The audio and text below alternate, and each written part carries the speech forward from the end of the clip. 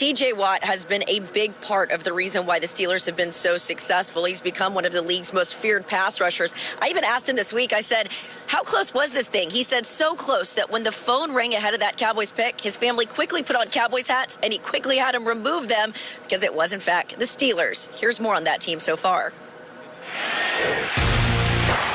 The Steelers trying to get to 7-0 and match the greatest start in franchise history. Y'all know what time it is. The Steeler defense in one of its finest moments. Oh, my God. Laser into traffic. Pittsburgh to win the ball game. Who remain unbeaten. And we got the terrible time. That terrible foul has not an idea. It's been the 70s since the Steelers were last 7-0. 7-0. 7-0, baby. Let's go. So this is a question that I don't know if any of us thought we'd be asking coming into this season, because Big Ben was coming off of that injury-marred campaign last year, and we expected the defense to be pretty darn good, but we were wondering about the offense, certainly with Ben returning, and who else could be part of this mix. And then Chase Claypool shows up, and the running attack looks as stout as ever, and the offensive line's protecting Ben, who looks like vintage Ben, and the defense is as good as it gets. That's the question of the moment. Is this the best Steelers team of the Ben Roethlisberger era?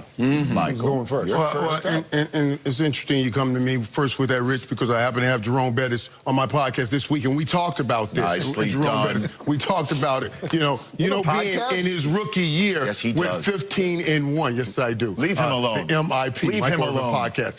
In his rookie year, he had a team. They went 15-1. 15-1. That's what Jerome Bettis is talking about. Of course, they get to the AFC Championship game, and Ben Eyes was this big, and of course, they go in, and Belichick does some things, and they lose that game, and he doesn't play well.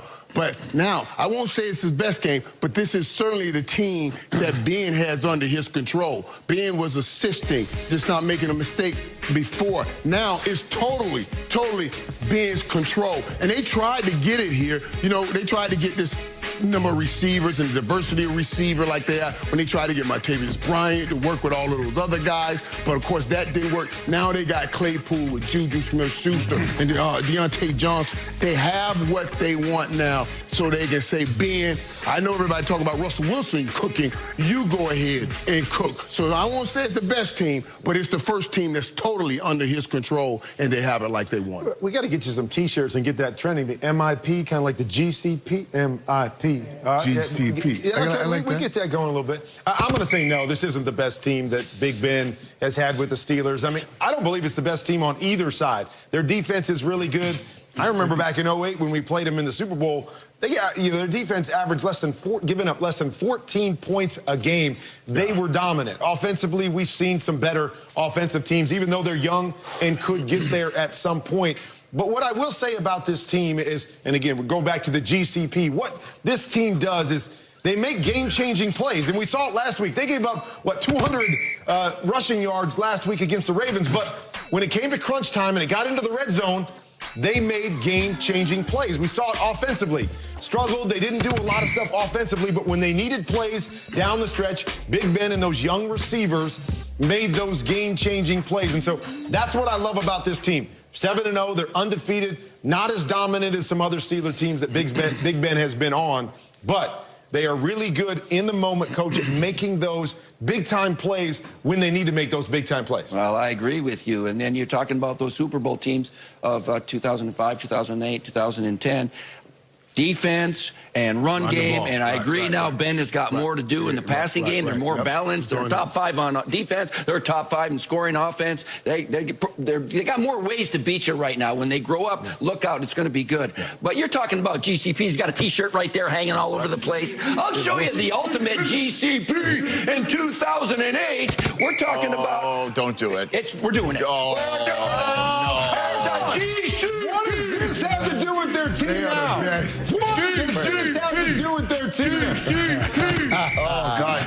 Keep going. It takes a while. Man, how many times we show that in the course of a year? Well, you asked for it because this is the ultimate. This is what a GCP is, people, on defense. And you got to have some of those. And this year's defense is very good. They sack the quarterback. They take it away more than anybody. The most important thing. You're not going to show the GCP on offense, too? I mean, there's...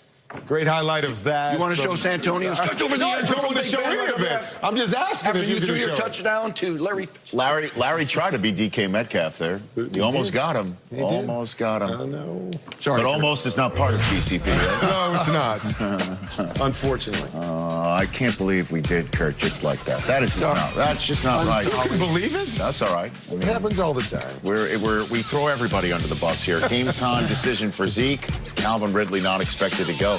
Did you have Jake the bus on your Luton going podcast? for the Jaguars today against Houston. Ian Rappaport, what do you have in your notebook, sir? Had the bus on.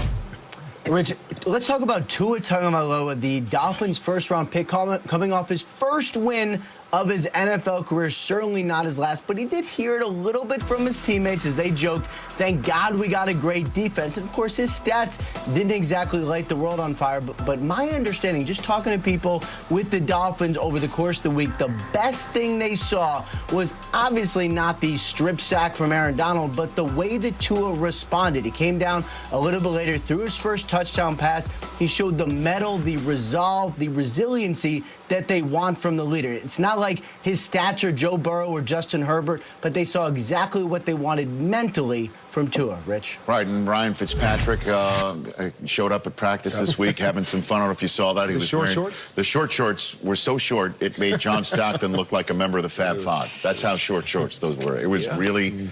I mean, it was cutting up, though. I mean, and it's all, it was all working, obviously, last week for Miami, and everything seems to be all good in that hood. But what more do we need to see from Tua today?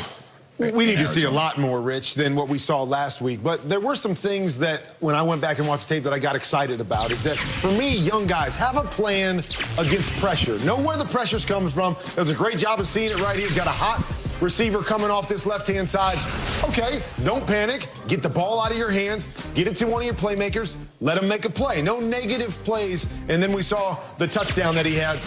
Once again, we're going to see pressure up the middle. I'm going to see it. I'm going to recognize it. I'm going to replace that pressure with a quick throw. He gets the touchdown here. We talked about it going into this week, that week one game, that he had to throw the ball quick, get the ball out of his hands, prevent any negative plays. Yes, he got a lot of help from his defense, but I liked what I saw from the young man in terms of having a plan, getting the ball out of his hands. He's going to have to do that again today because this Cardinals defense is really good, and they've got some great blitz packages as well. Tua versus Kyler Murray, and then also still to come, Tua versus Justin Herbert and Joey Burrow and Drew Lock and Patrick Mahomes. I mean, it's just going to be a lot of fun watching Tua go through the process of his first professional playing season.